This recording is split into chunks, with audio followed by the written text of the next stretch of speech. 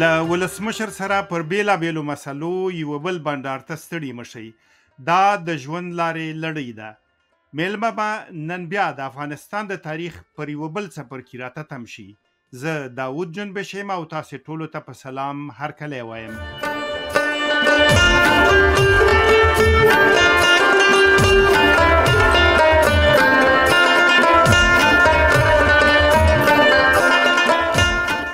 دکتر محمد اشرف غنی به شماره دیگر پودکاست از سلسله رای زندگی خوش آمدید. بسم الله الرحمن الرحیم. تشکر از جناب شما و تمام شنونده و تمام هموطنان در هر جایی که تشریف دارید. تشکر. به اجازه شما بحث تاریخ افغانستان که از چند شماره به این طرف ادامه میدیم. تشتت و پراگندگی که در برنامه گذشته او را مفصل تشریح کردیم را به مداخله آشکار و پنهان خارجی هموار کرد که اوج او تجاوز مسلحانه نیرومندترین قدرت نظامی آن وقت یعنی بریتانیای کبیر بر کشور ما بود. این تجاوز در قرن 19 دو بار تکرار شده. اگر به ترتیب پیش بریم، انگلیس ها از تجاوز اول چی میخواستن؟ مستعمره ساختن افغانستان یا چیزی دیگه؟ هدف چند چیز بود. هدف بزرگ آمادگی برای تسلط بر آسیای مرکزی بود. از اون جهت اینا میخواستن قبل از اینکه روسا پیشرفت بسیار سریع داشته باشن، اینا بتانن در آسیای مرکزی به حیث بازیگر اساسی جلوه کنن.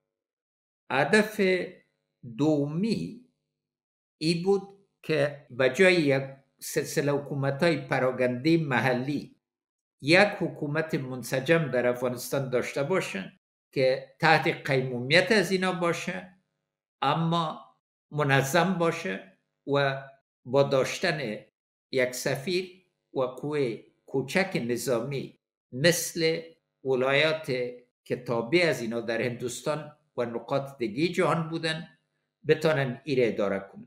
و سومینشی بود که قوه خاصه مثل که در نقاط دیگه هندوستان قوه محلی را استخدام کردن و بعد با قوت از این قوه محلی پیشرفت‌های دیگر کردن، از این قوت استخدام کردن. و آخرین نقطه‌شی بود که با وجودی که دولت سیک موجود بود، اما چون رنجیت سینگ در این وقت میمیره و مجادله بین سردارای سیک رخ میده، هدفشان ایست که بتانن از دو طرف پنجاب که ساحه حکومت داری ازی بود تحت تسلط خود بیاره.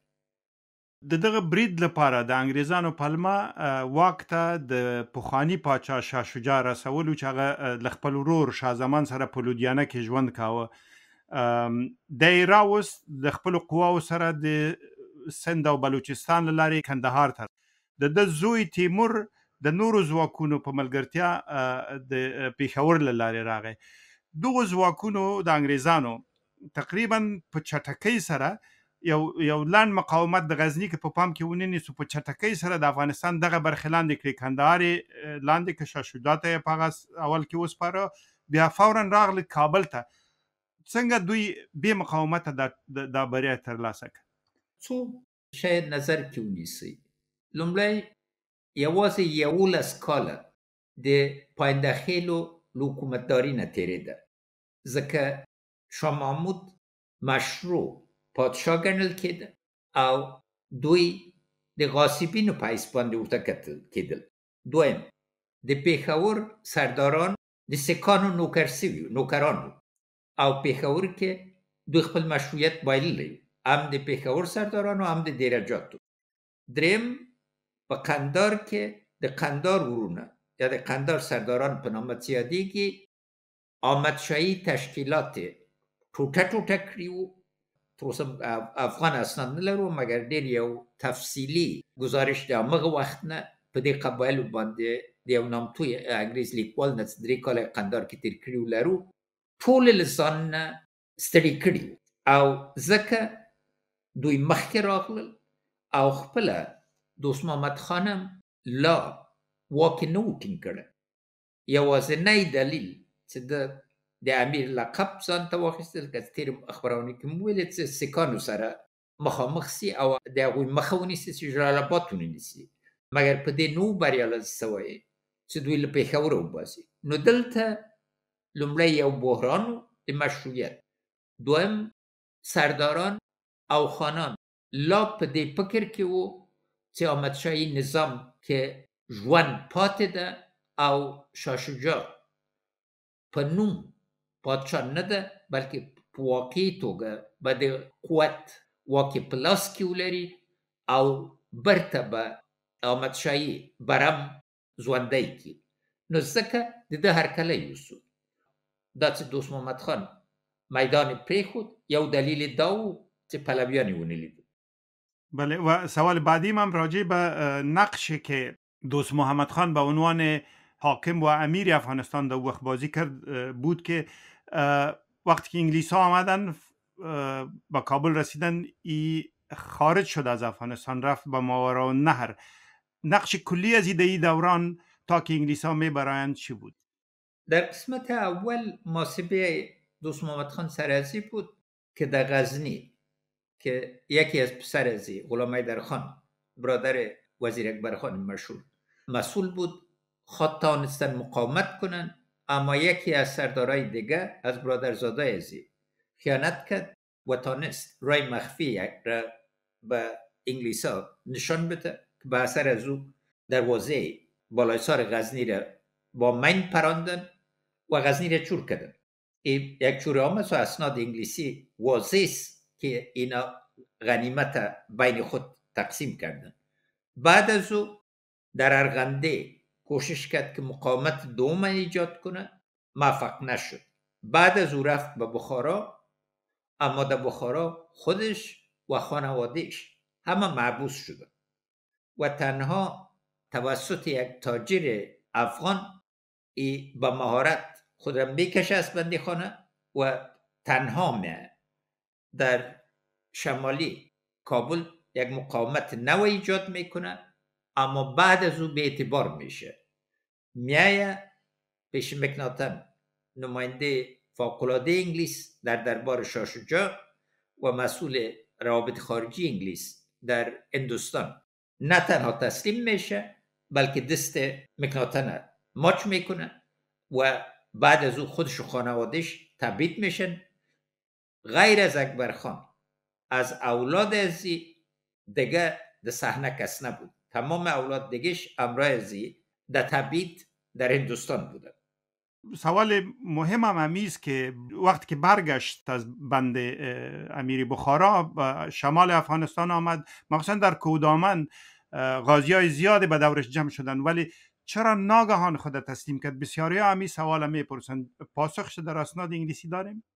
بله، دلیل عمدهش به اعتباریش بود، چون به نظر از انگلیس ها رخ نکرده بودن و در فکر ازی بود که شاید یک قسمت از اطرافیای ازی ای را تسلیم کنن.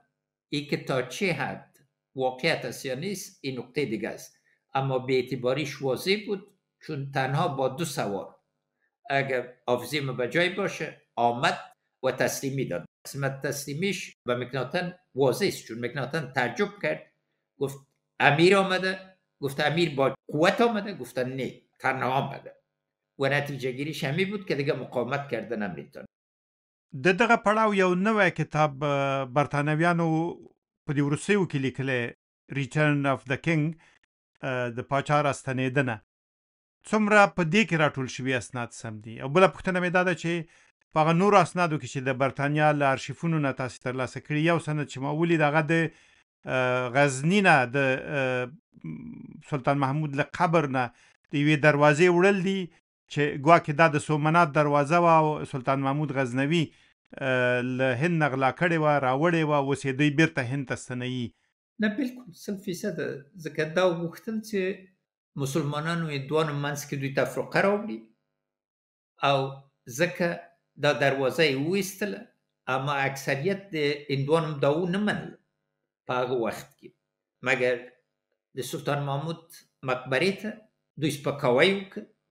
او بل شی دلته په زړه پورې ده، ځکه چې یو ډېر نامتو لیکوال په نامه د ایتن یو ډېر ښه کتاب لیکلی په پیړیو کې هیڅ نوه خاطره د سومنات د هندوانو په منځ کې نه وه تیری سوی و مګر هندوانو یو بل باندې تیری کاوه او بوټونه او دا به یې ویستل نو هندوانو منځ کې دا خاطره نه وه دا خاطره انګریزانو ژوندۍ کړه د دې د سومنات له دروازو سره ځکه چې خپل واکداري یې ډېر په جنجال کې ولیدل او مخصوصا پس د دې نه چې ماته وکړله په افغانستان کې موضوع یې لا پورته کړه هېڅ نوه اسناد په دې باندې نه و او نه د افغان اسناد باندې لیکل شوي وو څه نه خپله د هندوستان د هندوانو او یا نورو باندې دا د 19مې پیړۍ مطلب ده اول جنگ تفصیلات یې ډیر زیات دي که په ټولو باندې تم شو ډیر وخت به ونیسي خو هغه اصلي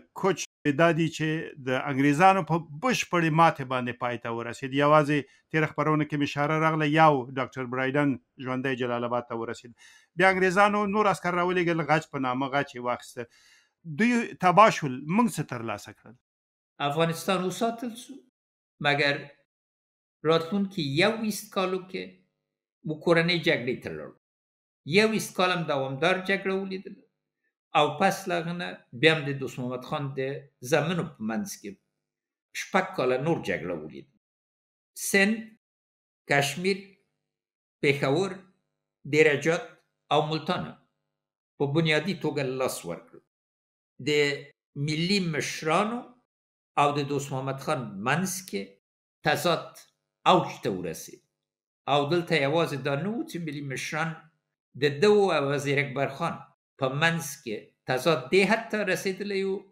چې دوست محمد خان چندول ته پناه ویوړله او پس له هغه نه خپله دوست محمد خان باندې شک و چې خپل قهرمان زوی اتل زوی وزیر اکبر خان ته اظهار ورکړي دي چې خدای جل شانه ور باندې پیږي نو له دې نظر نه موږ خپل وطن وګاټه مګر جلال آباد اوسیزه غزنه چورک استالف اوسیزه او چورک د کابل لوی بازار چارچته دای ام چورک ام اوسیزه ځینې خلک فکر کوي چې انګریزان متمدنو یا د متمدنو خلکو په حیث باندې موږ سره رفتار کړی دا محض چټیات دي دوی هیڅ نوع توپیر نه درلود له نورو نه له آسیایي قواو نه په همغه چور اخته وو او هیڅ نوع عزت او اعتبار دوی په خبرو کې نه او دوی په رفتار کې نه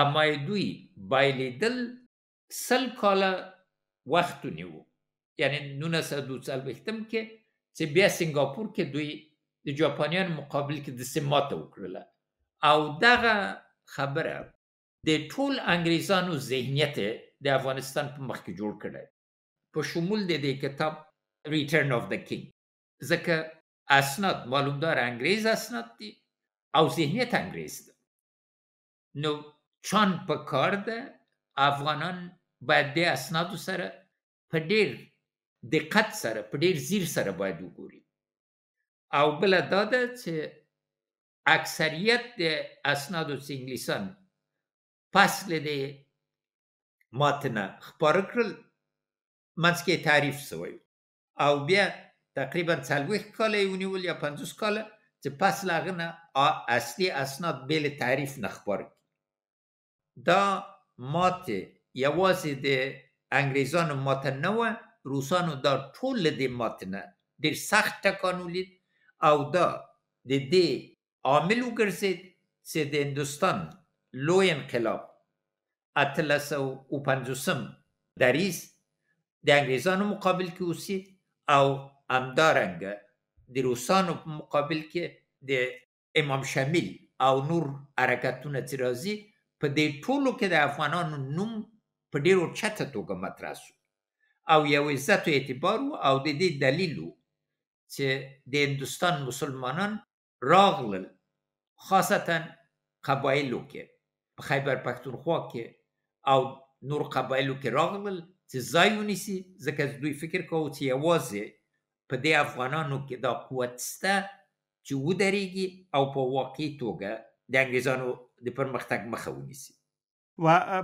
بر شاه شجاع چی آمد؟ در برخی اسناد آمده که او میخواست به طرف جلال آباد برد، در راه از بالایسار تا سیاسنگ که میرفت کشته شد.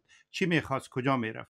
اسناد افغان بازی است که بزرگای ما، خوانین سردارا و زعمای ملی ما میخواستن که شاه شجاع شخصا جهاد غزا را که در کلمه غزا عامتر است رهبری کنه در مقابل انگلیسا و ای از بالای سر حرکت میکنه که در سیاسنگ بره و در اینجا اسناد ضرورت به نگارش دوباره داره از جهت از این که بعد از این آدم به اندازه منفور شده که هیچ نوع قضاوت تاریخی که عادلانه باشه مطرح نمیشه، چون در این وقتی ترور میشه، بعد از ترور از این به شخص بدنام که واقعا هیچ نوع افتخار نداره.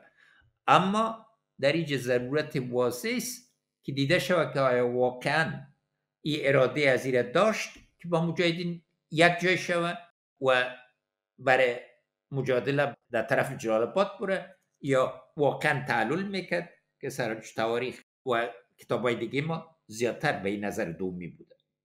ما تا این اواخر نمیدانستم که جنازه شاه شجاع را به کجا بردن. در این دهه اخیر فهمیدم که او هم در کنار پدر خود تیمورشاه در هدیره تیمورشاهی دفن است. بله، وقتی که ما امرای آقاخان با موافقه رسیدیم که کرزی به امرایشون اولین قرارداد فرهنگی را امضا کرد، یکی از نقاط را که من پیشنهاد کردم امی بود که این مقبره تیمورشاه تکمیل شد، چون یکی از آثار بود که ده از قرن زیادتر تکمیل نشده بود و همچنین بنای تاریخی قلعه اختیارالدین در هرات.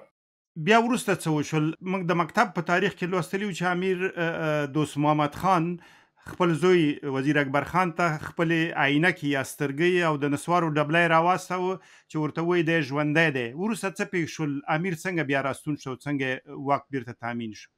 دا د موافقې برخه وه، ځکه یو معاهده لاسلیک سوې وه خپله مکناتن سره مخکې له دې نه چې دی ووژل شو، او په هغې کې د دوست محمد خان د بیرته راتګ ترتیبات نیول سوي وو او انګلیسان یوازې دا غوښتل چې زر ووځي، ځکه دا ضربه 30 کاله ونیوله چې بیا په حال باندې راسېدوی او بیا د تیری اراده وکړي، او هغه خلک چې واک ته ورسېدل د انګلیس په دستګاه کې پس له دې نه افغانستان ته په دې غوندې کتل چې دا زهر ده، او ځکه دوی نه غوښتل چې مخکې راسي.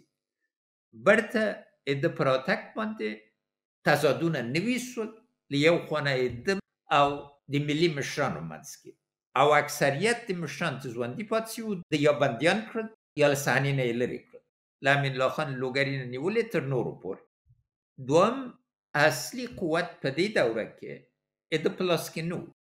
وزیر اکبر خان نه معلوم دار مقتل جوړ کړی څه ده، اما وزیر اکبر خان هغه وخت راغی چې ملي پاڅون په خپل قوت کې او د ملي پاڅون د یې ومانه، او په دې ترتیب باندې برته د امیر دوست محمد خان راتګ. مهمترین خبره دا وه چې پس له انګریز له برید نه دوست محمد خان چې پخوا له برید نه ورته ډېره برخه د خلکو د غاصب په حیث باندې کتل، د مشروعیت خاوند شو، او پس له هغه نه نوم د امیر کبیر یې وګاټه، ځکه چې د په دوران کې افغانستان برته د یو مرکزي دولت چیښتن شو.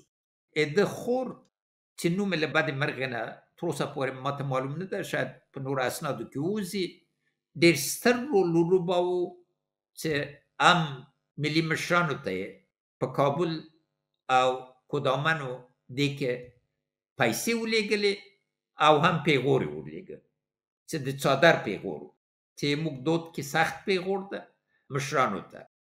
خور مطرح وه ځکه چې نرانې د دې کورنۍ بندي کړي وو، مګر مېرمنې پاتې وې، او دوم وار چې دوی راغلل ډېر سخت متوجه وو چې د امیر شېر علي خان د کورنۍ مېرمنو مخه ونیسي چې په سیاست کې ګډون وکړي.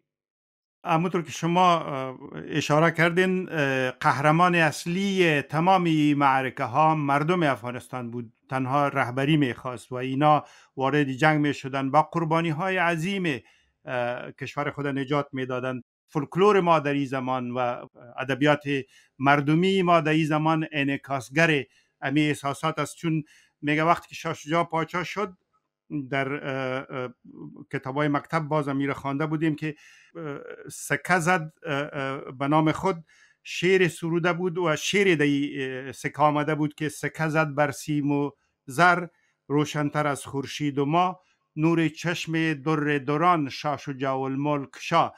باز میگه مردم در کوچه و بازار میگفتن که سکه زد بر سیم و طلا شاه شجاع ارمنی، نور چشم لات و برنس خاک پای کمپانی، که از برنس منظورشان الکساندر برنز بود و از لات وایسرای یا نایب الحکومه آکلند در هند بود. به صورت کل بازیگران اصلی ای جنگ در بین زن و مرد افغان کی هستند؟ از کی ها نام برده میتونیم؟ اول از مردم عام خود باید نام بگیریم که گمنام ماندن، اما اینا قهرمانای اصلی ماست.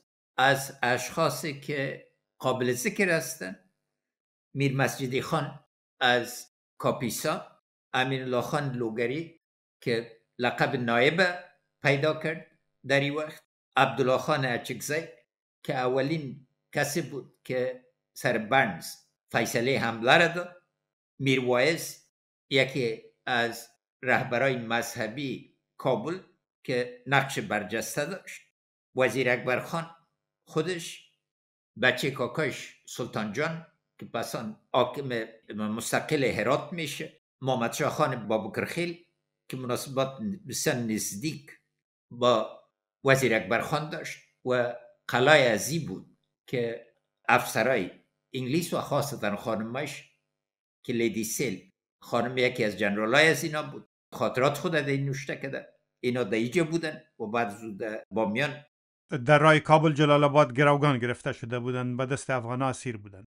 بله، تمام قبایلی که از قندار تا کابل و از پشاور تا کابل بودن در این سهم بسیار وسیع داشتن، مخصوصا در از بین بردن رای کونه کابل، رای لطبند که به درای مرگ اساکر انگلیس مبدل میشه.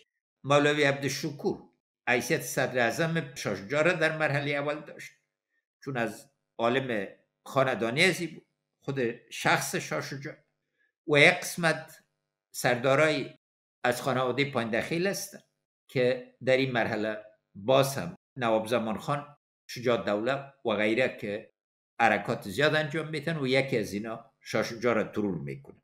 تقریبا 40 کاله ونیول چې انګریزان بیا د دې زړه وکړي چې افغانستان ته عسکر ولېږي. په دغه 40 کلونو کې دوی تقریبا افغانستان هیر کړی و او یا یې کرکه ترې درلوده. په دغو نږدې 4 لسیزو کې د افغانستان خپل کورنی حالات څنګه وو؟ تاسو استادان د ژورنالیزم غواړئ چې د عدد تکمیل 40 دي، په حقیقت کې 30 کاله دي، ما 40 زمانم ما هغه کلی شمیره وویل. بالکل موږ د 30 کاله کې لومړی 20 کاله د دوست محمد خان، بیا 6 کاله د شیر علي خان چې منځ کې د کابل بایلی او دوه ورونه مادافضل خان او ماداعظم خان د پادشاهي اعلان کوي او منل کیږي، سر د هرات هم ساتي او شمال د افغانستان. یعنی جګړې دوامدارې وي او دې جګړو کې موږ ډېره پانګه، هم انساني پانګه او هم مالی پانګه لاړله او ولس ډېر زیانونه ولیدل. دوم د فارس قاجار په 1856 باندې دوم برید په هرات باندې وکړ او هرات ټوټه ټوټه کړ او سړی له حق نه تیر نسی. د انګریزانو تیری دوی په بندر باندې و چې دوی مجبور کړل چې برته ووځي، اما اصلي میړانه د هرات د ولس وه، مګر قیمت زښت ډېر اوچت و. دومه برخه یې دا ده چې د امیر دوست محمد خان زامن په 2 کالو کې څه مرکزیت چې د ټول کړی و او څه خزانې چې د ټولې کړې وې په 2 کالو کې تباه کړل. یو بل یې ووژل.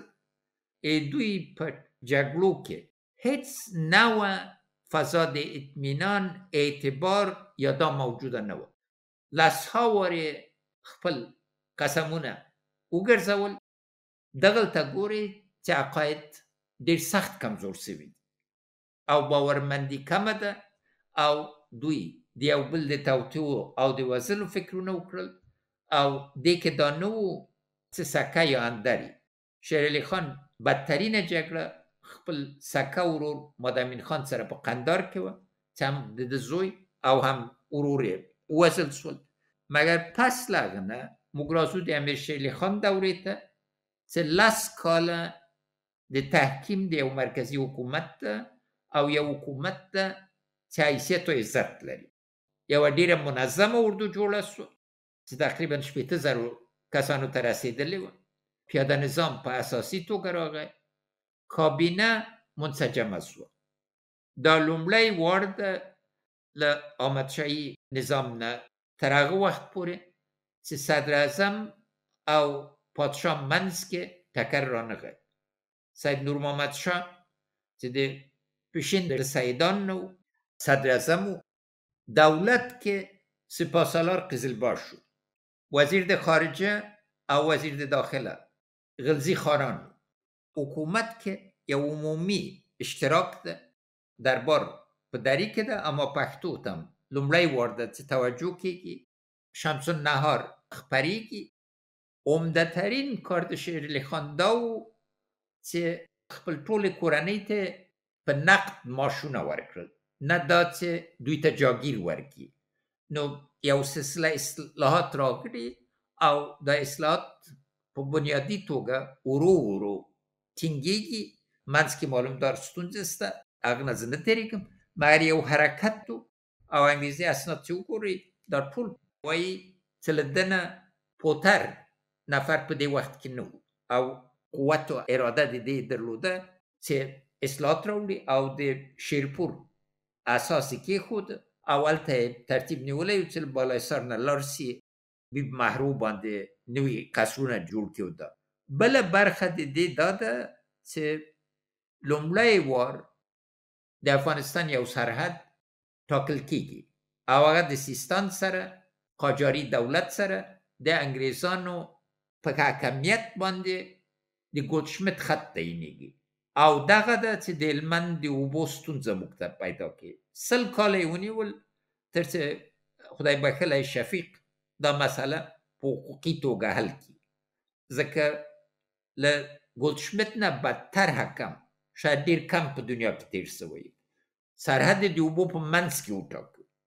دلته خپل انګریزان یو بل انګریز د سایکس چې د ډیورنټ بایوګرافي لیکلي او نور آثار یې لیکلي وایي چې دی د ایران د سیستان د علم خان چې پس د مسیح د ایران صدر اعظم و له هغه نه ډارېده او شاید پیسې اخیستي. بل په 1802 کې امیر شیر علي خان د آمو سیند روسانو سره مني او ډېره برخه چې پس ته راغلله د عبدالرحمن خان په دوران کې د روسانو ټینګار په دې کې و چې دا منل سوی سرحد ده او د همغه په اساس ده چې پس ته دا کرښه د شمال چې ټاکل کېږي په همدې اساس باندې ده. سر له دې نه چې هغه کې امیر عبدالرحمن خان په اول کې مقاومت وکړ او پس له هغه نه ومنه. در اواخر دهه 30 قرن 19 انگلیس‌ها به بهانه آوردن شاه مخلوع شاه شجاع به افغانستان حمله نظامی کردند. بهانهشان در حمله دوم در اواخر دهه 70 قرن 19 چی بود؟ بهانهشانی بود که امیر شیر علي خان سفیر روس قبول کرده باید به صورت عاجل یک هیئت انگلیس قبول کنه. وقتی که امیر شیر علي خان ایره قبول نکرد فوراً حمله کرده. نکته اساسی تغییر ذهنیت است.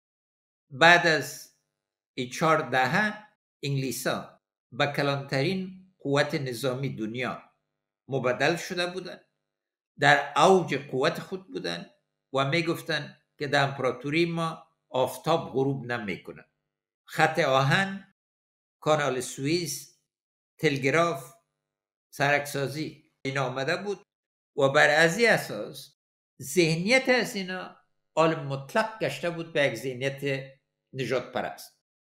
و بعد از طرح داروین چیزی که به نام داروینیسم اجتماعی یاد میشه، اینا مردم طبقه بندی کرده.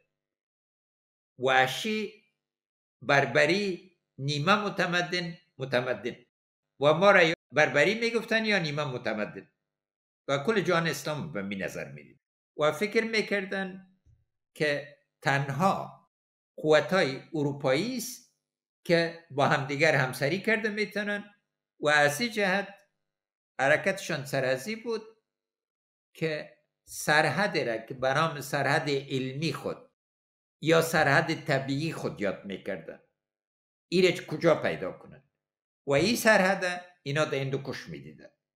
از این جهت لورد لایتن که مثال برجسته اینا طرز فکر میشه، نایب سلطنه هندوستان میشه و به صورت واضح میگه که بین دو قدرت بزرگ اروپایی یک قدرت آسیایی قابل تحمل نیست، بنابراین باید محو شود و حمله میکنه و در این بخش از بخش اول اهدافشون نهایت متفاوت است و اگر به او موفق میشدن امروز افغانستان وجود نمیداشت. کورمودان ډیره مننه ښاغلی ولسمشر محمد اشرف غني. په دې خپرونه کې مو تر دې ځایه اوریدونکو ته ور یاده کړم چې پر افغانستان د انګریزانو د لومړي تیري دلایل او عواقب وڅېړل چې دواړو لورو ته پکې لوی زیانونه واوښتل. د لومړۍ جګړې په پای کې امیر دوست محمد خان چې له انګریزانو سره په هند کې بندي وو راخلاصیږي، کابل ته راځي او د شړېدلي دولت په بیا کوشیرولو بوختیږي. د پاچاهۍ لومړي کلونه یې له خپلو ورونو، ورېرونو او تربرونو سره په کورنیو شخړو اوړي چې په واک باندې سره اخته وو، خو ورو ورو هغوی یا ماتوي یا یې فراروي او یا یې تابع کوي او په نتیجه کې د هېواد بېلابېلې برخې له مرکز سره تړي. وروستۍ لویه فتحه یې له کابل سره د هرات بیا یو ځای کولو چې همغلته هم امیر دوست محمد خان د سالنډۍ په ناروغۍ مري او د خواجه عبدالله انصار په زیارت کې خاورو ته سپارل کیږي. تر دې وروسته د 1880 کلونو په اوږدو کې د ده د زامنو ترمنځ بیا د واک په سر جنګونه پیښیږي، تر هغو چې یو زوی یې شیر علي خان چې مشر هم نه و په نورو برلاسی کیږي او یو منظم مرکزی حکومت جوړوي.